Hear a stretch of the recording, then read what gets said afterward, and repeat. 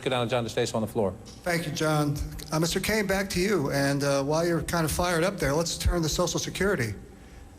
Could you be specific regarding ages, income levels? Everyone talks about reform. What is your specific Social Security reform plan in regard to raising the retirement age, at what ages, cutting benefits, and at what income level means testing kicking in? Thank you. Let's fix the problem, and that is to restructure Social Security. I support a personal retirement account option in order to phase off the current system. We know that this works. It worked in the small country of Chile when they did it 30 years ago. Their payroll tax had gotten up to 27% for every dollar that the worker made. I believe we can do the same thing. That break point would be approximately 40 years of age. Now, young people realize they still got to contribute to the current system for those people that are on Social Security, that are near Social Security. Retirement age still going to be raised? Are you going to raise the retirement age as President of the United States? I don't have to raise the retirement age because that by itself isn't going to solve the problem. If Congress decides to do that, that's a different matter. Let me give you one other example where this approach has worked. The city of Galveston, they opted out of the Social Security system way back in the 70s. And now they retire with a whole lot more money. Why? For a real simple reason. They have an account with their money on it. What I'm simply saying is we've got to restructure the program using a personal retirement account option in order to eventually make it solvent. All right, we're going to keep the conversation moving. I know people want to weigh in. You'll get a chance to weigh in. Let's move down to Jennifer's on the floor with the question. Hi, John. Thank you very much. Governor Romney, I'd like to ask this to you first, please. The Treasury Department says the United States will hit its credit limit on August the 2nd. Do you believe we will ultimately have to raise the debt ceiling? I believe we will not raise the debt ceiling unless the president finally is willing to be a leader on issues that the American people care about. And the number one issue that relates to that debt ceiling is whether the government is going to keep on spending money they don't have. And the American people and Congress and every person elected in Washington has to understand we want to see a president finally lay out plans for reining in the excesses of government. You've heard on here a whole series of ideas about entitlements, and that's about 60% of federal spending. That's a big piece. That's a big chunk. Ideas from all these people up here. Where are the president's ideas?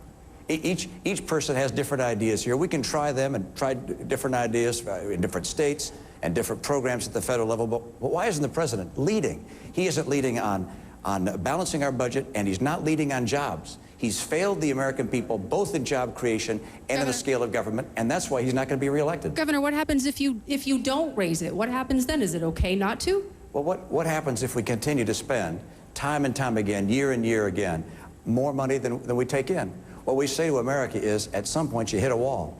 At some point, people around the world say, I'm not going to keep loaning money to America to pay these massive deficits, pay for them, because America can't pay them back, and the dollar's not worth anything anymore. In that circumstance, we've settled our future, the future for our kids in a way that is just unacceptable. And so you're going to see Republicans stand up and say, Mr. President, lay down plans to balance this budget. If he does so, if we get Democrats to come to the table and honestly deal with the challenges we have, with the entitlement challenges, with the spending and discretionary accounts, with our jobs issues, and finally say, you know what, we really can't afford another $1 trillion of Obamacare. If he'll be honest about these things, then I think you'll see the kind of progress you'd hope to see. Congresswoman Bachmann, you'll get a vote on this issue. What Governor Romney outlines is the goal of Republicans. Let's get a big deal to balance the budget. If you can't get that in the short term, as this date approaches, and those negotiations are continuing, what is your price tag? What is your price tag in at least a first wave of cuts? And if you don't get it, would you say to the House Republicans, no, let the government go into default? That's where we need to stand. I've already voted no on raising the debt ceiling in the past, and unless there are serious cuts, I can't. But I want to speak of someone who's far more eloquent than I, someone who said just dealing with the issue of raising the debt ceiling is a failure of leadership. And that person was then Senator Barack Obama. He refused to raise the debt ceiling because he said President Bush had failed in leadership. Clearly, President Obama has failed in leadership. Under his watch, in 2.5 years, we've increased the federal debt 35% just in that amount of time. So what we need to do, both from the Congress and from the President, he needs to direct his Treasury Secretary, Pay the interest on the debt first. Then we won't have a failure of our full faith and credit from their prioritized spending. We have to have serious spending cuts. Okay, appreciate that. Again, I want to ask the candidates just a little bit shorter in those answers so we can keep the voters involved. Let's go down to Josh on the floor. Thank you, John. And I'm joined by Jared Kinney, who runs a juvenile arrest unit out of Massachusetts. And I'm told that has nothing to do with your question. Correct. I was wondering what your definition of the separation of church and state is and how it will affect your decision making. Governor Pawlenty, why don't you take that one first? Well, the protections between the separation of church and state were designed to protect people of faith from government, not government from people of faith. And this is a country that in our founding documents says we're a nation that's founded under God, and the privileges and blessings that we have are from our Creator. They're not from our member of Congress. They're not from our county commissioner. And 49 of the 50 states have, in the very early phrases of their constitutions, language like Minnesota has in its preamble. It says this: "We, the people of Minnesota, grateful to God for our civil and religious liberties." And so the founding fathers understood that the blessings that we have as a nation come from our Creator, and we should stop and say thanks and express gratitude for that. And I embrace that. Let's spend a little time talking. Let's spend a little bit of time talking about it. Senator, let me start with you. Just what role does faith play in your political life? Are there decisions, certain issues where some you might just, let's meet with my advisors, what does my gut say, and others where you might retreat, have a moment of private prayer? I'm someone who believes that you approach issues using faith and reason. And if your faith is pure and your reason is right, they'll end up in the same place. I think the key to the success of this country, how we all live together, because we are a very diverse country.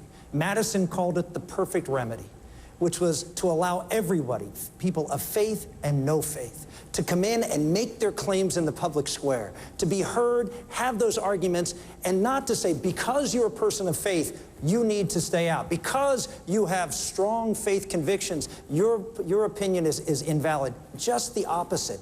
We get along because we know that all of our ideas are allowed in and are tolerated. That's what makes America work. Congressman Paul, does faith have a role in these public issues, the public square, or is it a personal issue at your home and in your church? I think faith has something to do with the character of the people who represent us. And law should have a moral fiber to it, and our leaders should.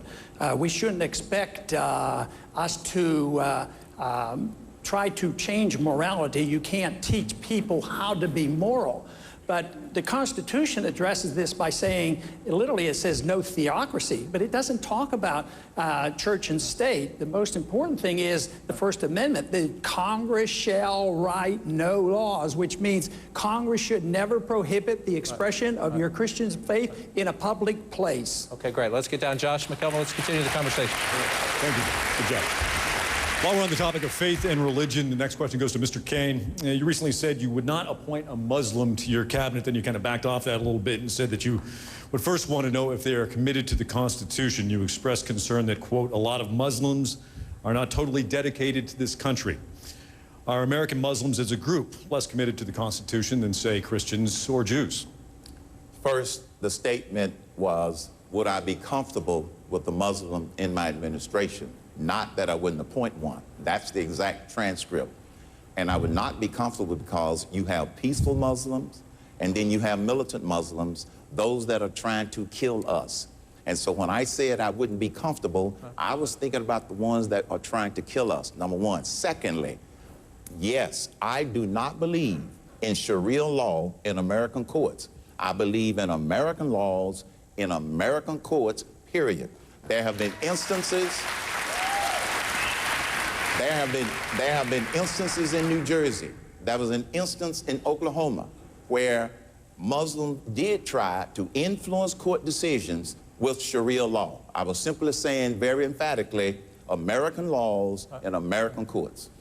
So on that point, Governor Romney, let me come to you with this. On that point, what Mr. Cain is saying that he would have, what my term, not his, a purity test or a loyalty test. He would want to ask a Muslim a question or a few questions before he hired them, but he wouldn't ask those questions of a Christian or a Jew. Sorry, no, you are restating something that I did not say, okay? If I may, okay? Let's make it clear. When you interview a person for a job, you look at their work record, you look at their resume, and then you have a one-on-one personal interview. During that personal interview, like in the business world or anywhere else, you are able to get a feeling for how committed that person is to the Constitution, how committed they are to the mission of the organization. But when I asked you this question the other night, though, you said that you would want to ask a Muslim those questions, but you didn't think you would have to ask them to a Christian or a Jew. I would ask certain questions, John, and it's not a litmus test. It is simply trying to make sure that we have people committed to the Constitution first in order for them to work effectively in the administration. Should one segment, Governor Romney, one segment of Americans, in this case religion, but in any case, should one segment be singled out, treated differently? Well, but first of all, of course, we're not going to have Sharia law applied in U.S. courts. That's never going to happen. We have a Constitution. We follow the law. No, I think we recognize that the people of all faiths are welcome in this country. Our nation was founded on a principle of religious tolerance. It's in fact why some of the early patriots came to this country. And we treat people with respect regardless of their religious persuasion. Obviously, anybody who would come into my administration would be someone who I knew, who I was comfortable with, and who I believed would honor as their highest oath, their oath to defend and protect the Constitution of the United States.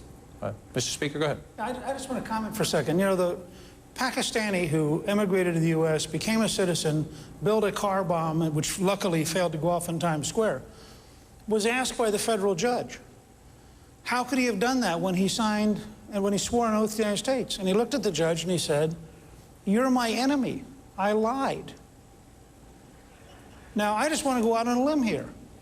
I am in favor of saying to people, if you're not prepared to be loyal to the United States, you will not serve in my administration, period. Amen. All right, we did this in dealing with the Nazis, and we did this in dealing with the communists, and it was controversial both times. And both times we discovered after a while, you know, there are some genuinely bad people who would like to infiltrate our country, and we have got to have the guts to stand up and say no. All right, we're going to work in another break. Still a lot more ground to cover with our 7 Republican candidates for president today.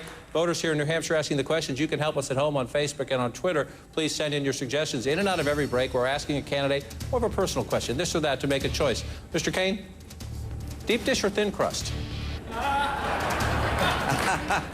Deep dish. Deep dish it is. Our 7 candidates for the Republican presidential nomination. We'll be right back.